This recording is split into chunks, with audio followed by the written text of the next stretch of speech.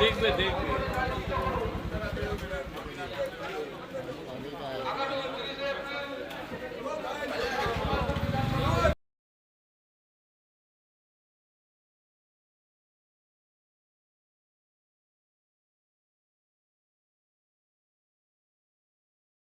রাজারহাট গোপালপুর অর্থাৎ আপনি গাজীপাড়ার এদিকে যে করছেন প্রচার করছেন, মানে কেমন লাগছে আপনার জনতা সারা কেমন পাচ্ছেন? নিজের আত্মীয়র সাথে দেখা করার মতো মনে হচ্ছে। কি বলুন তো, আমাকেও একখান দেশ ছিল, কথাটা অনেকে কটাক্ষ সুরে বলে তো, যাদের সত্যিকারে একখান দেশ ছিল ব্যথাটা তারা বোঝে। কানেকশানটা ঠিক এইখান থেকে হয়। তো আজকের কানেকশানটা ঠিক এইখান থেকেই হচ্ছে। যাদের দেশ ছিল, যারা দেশ থেকে বিতাড়িত হয়েছে, ভাষা এক ছিল কিন্তু বাংলা ভাষাতেই কথা বলতো। আমার বাবা তো ঢাকা ইউনিভার্সিটির গ্র্যাজুয়েট, মা চট্টগ্রামের। যাদের অত্যাচারে তারা পালিয়ে আসতে বাধ্য হয়েছিল তারা বাংলাতেই কথা বলতো। মুর্শিদাবাদ, মালদা, এই সব জায়গাগুলোয় যে হিন্দুরা অত্যাচারিত হলো তারাও বাংলা ভাষায় কথা বলতো, যারা অত্যাচার করতো তারাও বাংলা ভাষায় কথা বলতো। তো ব্যাপারটা এখানে ভাষায় নয়, ব্যাপারটা হচ্ছে এই মুখ্যমন্ত্রী সেই বিশেষ কমিউনিটির যারা নাকি মুখ্যমন্ত্রী বললে আমাদের অর্থাৎ হিন্দুদের অর্থাৎ মুখ্যমন্ত্রীর ভাষায় কাপেরদের 1 সেকেন্ডে শেষ করে দিতে পারে। সেই সকল উদ্বাস্তু মানুষের সাথে দেখা হলো, ছিন্নমূল মানুষের সাথে দেখা হলো, এবং আবার বললাম মনের আত্মীয়র সাথে যোগাযোগ হলো। দাদা, এই কুরুক্ষেত্রের ময়দানে ধর্মযুদ্ধের পক্ষে আপনি নেমেছেন, পাণ্ডব কৌরবদের যুদ্ধে কতটা আশাবাদী যে আপনি জিতবেন বলে এই রাজারহাট গোপালপুর বিধানসভা কেন্দ্র? যেমন রাজারহাট গোপালপুর শিক্ষিত মানুষের বাস, এখানে একটা বিস্তীর্ণ এলাকায় উদ্বাস্তু মানুষও থাকে, সেটা কসমোপলিটন একটা পপুলেশন আছে, এখানে বিভিন্ন ভাষাভাষী মানুষ থাকেন। তো শিক্ষিত মানুষরা চায় বিধানসভায় যেন তাদের এলাকা নিয়ে আলোচনা হোক। কীর্তন শোনার জন্য ইউটিউব আছে, তো ইউটিউবে নয় কীর্তন শোনা নেবেন। অদিতি মুন্সি অত্যন্ত ভালো একজন গায়িকা, তিনি ভালো একজন ভদ্র মহিলা, কিন্তু অদিতি মুন্সি তো কীর্তনটা করেন, বিধানসভায় গিয়ে কথা বলেন না। তো তিনি দুবার কথা বলেছেন, একবার কীর্তন করেছেন, একবার রবীন্দ্রসঙ্গীত করেছেন। তো কীর্তন আর রবীন্দ্রসঙ্গীত করার জন্য সাংসদ নির্বাচন মানে বিধায়ক নির্বাচন করার কোনো দরকার নেই। আপনি এখানে রাস্তাগুলো বানিয়েছে দেখুন না, আমি যদি এখানে দাঁড়িয়ে আছি, আমি এখানে দাঁড়িয়ে বলছি এই যে রাস্তাটা এখানে তৈরি হয়েছে, পাশে দাদাভাই দাঁড়িয়ে আছে, ক্যামেরা ঘোরাতে বলবে সম্ভব হলে। দাদাভাইয়ের এই যে বাড়িটা, ক্যামেরা ঘোরান, এই যে রাস্তা মুখ দেখাতে হবে না কারোর, এই রাস্তা বর্ষাকালে ওনারা মাছ চাষ করতে পারবেন। এখানে পুরো এলাকার একই অবস্থা, নিকাশি ব্যবস্থা শেষ, খাল সংস্কার করা হবে, খাল সংস্কার করা হবে, খাল সংস্কার করা হয় না।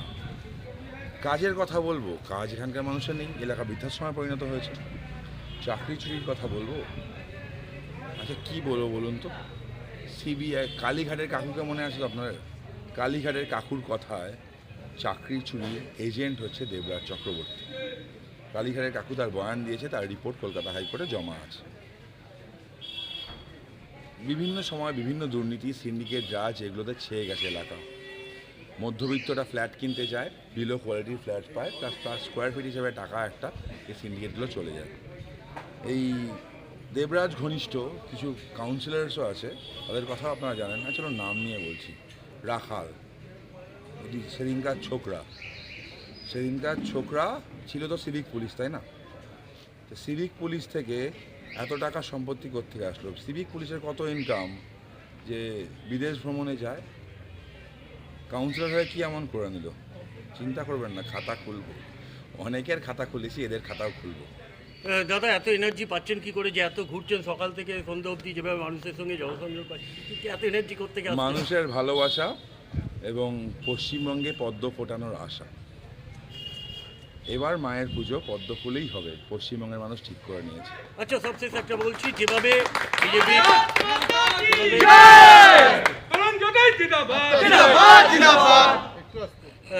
যেভাবে আমাদের কাছে খবর আসছে, যেভাবে বিজেপি কার্যকর্তাদের ওপরে এবং হোর্ডিং লাগানোর সময় যেভাবে তাদের ওপরে একটা নেমে আসছে, থ্রেটনিং নেমে আসছে, আপনারা সেই কার্যকর্তাদের জন্য আপনারা কি চিন্তাভাবনা করছেন?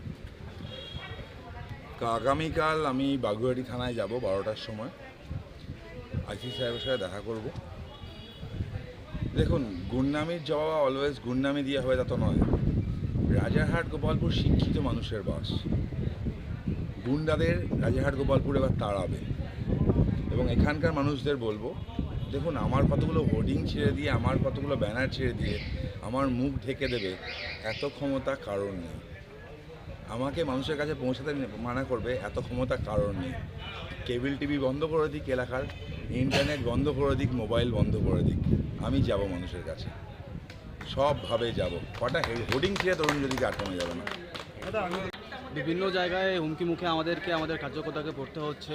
কালকেই আমরা এই ওয়ার্ডে 25 নম্বর ওয়ার্ডে যেখানে আজকে প্রচার চলছে, এই ওয়ার্ডে আমাদের কার্যকর্তা ফ্ল্যাগিং পোস্টারিং করছিলেন। তখনই আমাদের কার্যকর্তাকে টার্গেট করে ওখানে 10-12টা ছেলে থ্রেটনিং করছেন ইনডাইরেক্টলি, কে মারদাঙ্গা করবেন, ঘর বাড়িতে গিয়ে হামলা করবেন, এরকম পড়ে যাচ্ছে। কিন্তু এগুলো করেও আমাদের কার্যকর্তাদের মোটিভেশন কেউ ডাউন করতে পারবে না। আমরা গ্রাউন্ডে প্রচার করছি, মানুষের কাছে যাচ্ছি এবং করতে থাকবো। আপনারা কি প্রশাসনকে জানিয়েছেন এই ব্যাপারটা, যেভাবে আপনাদের ওপরে একটা হুমকি আসছে, প্রচ্ছন্ন হুমকি আসছে? আপনারা কি প্রশাসনকে জানিয়েছেন? কালকে রাতেই আমি খবর পেয়েছি, তারপরেই আমি নাগেরবাজার থানায় জানিয়েছি এবং নাগেরবাজার থানা থেকে আশ্বস্ত করা হয়েছে কি আপনারা করুন, আমরা আছি, সঙ্গে থাকবো, যদি কোনো প্রবলেম হয় আপনারা সাপোর্ট করবেন। আপনার নামটা? অনিল কে, রাজারহাট গোপালপুর মন্ডল 2 সভাপতি। প্রার্থীর সঙ্গে ঘুরছেন, কি কেমন অভিজ্ঞতা হচ্ছে আপনাদের? অভিজ্ঞতা খুব ভালো। দিকে দিকে যেরকম পরিস্থিতির বিরুদ্ধে উনি বলে যাচ্ছেন, বর্তমান পরিস্থিতির বিরুদ্ধে, খুব ভালো অভিজ্ঞতা। উনি ভীষণ ভালো এনার্জেটিক মানুষ, আমাদের তরুণ প্রজন্মের আইকন উনি। খুব ভালো অভিজ্ঞতা। মানুষের কেমন? মানুষ খুব উচ্ছ্বসিত। আমরা তো ঘরে ঘরে অনেক গেছি, এসআইআর এর সময় গেছি, গৃহ সম্পর্ক করবার সময় গেছি। মানুষের অভিজ্ঞতা ভীষণ ভালো এবং সবাই বলছে যে এবারে বদলের প্রয়োজন আছে। আপনার নামটা কি? আমার নাম মধুমিতা মুখার্জি, আমি বুথ প্রেসিডেন্ট। হ্যাঁ হ্যাঁ, কি অভিজ্ঞতা, কেমন লাগছে খুব আপনার? ভালো লাগছে, খুব ভালো লাগছে। মানুষের সাড়া পাচ্ছি, এত মানুষের এত মানুষের সাড়া পাচ্ছি, এত ভালো লাগছে। সব থেকে বড় কথা, আমাদের প্রার্থীকে সবাই পছন্দ করছে। মানে ওনার কথাবার্তা, ওনার আর কি বিয়ে সব দিক দিয়ে আমাদের সঙ্গে মিশছে। প্রত্যেকটা ইয়েদের সঙ্গে যাচ্ছে, কর্মীদের সঙ্গে গিয়ে গিয়ে কথা বলছে। এবারে কি হবে, পরিবর্তন হবে বলে মনে করছেন? নিশ্চয়ই হবে, 102% হবে, আশা আছে পরিবর্তন হবে।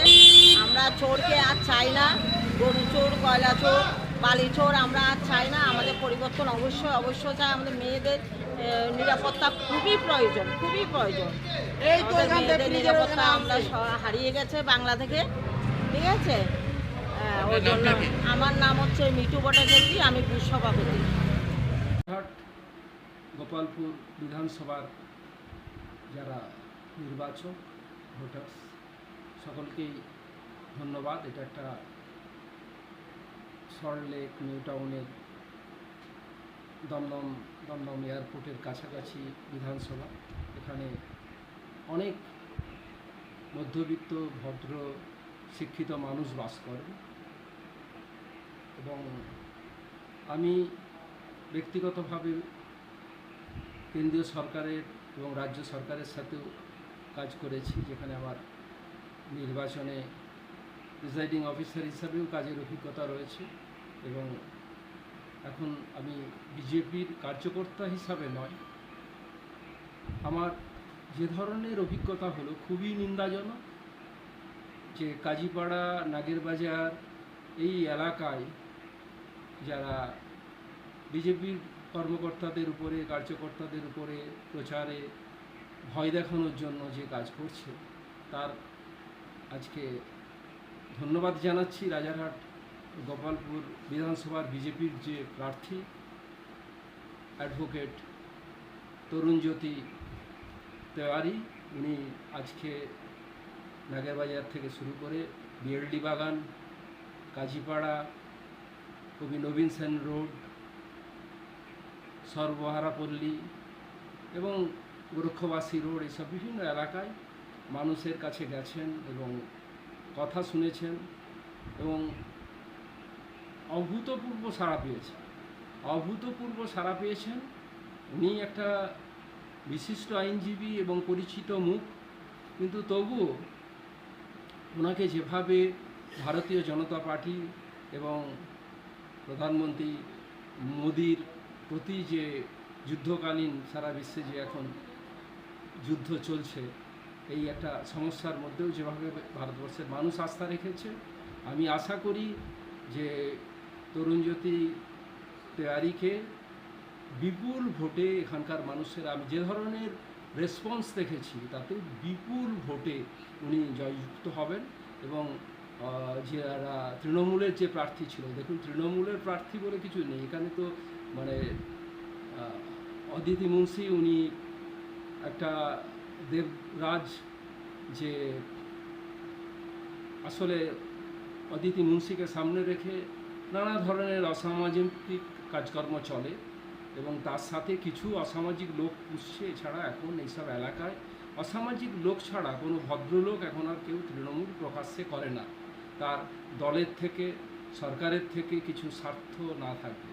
তো আমি এই ব্যাপারে বেশি কিছু বলছি না। আজকে যেভাবে লোকের বিপুল সাড়া দিয়েছে এবং আমাদের যে প্রার্থী তরুণজ্যোতি তেওয়ারি, উনি পুলিশের সাথেও কথা বলবেন এবং আমি আশা করছি আজকে যে বিপুল লোক, যে জায়গায় গতকাল ওরা এই সমস্ত পোস্টার ফ্লেক্স ছিঁড়ে দেওয়া, ভয় দেখানো, যে ধরনের কাজ করছে, লোকে সব খুব নিন্দা করেছে এবং মানুষই জবাব দেবে।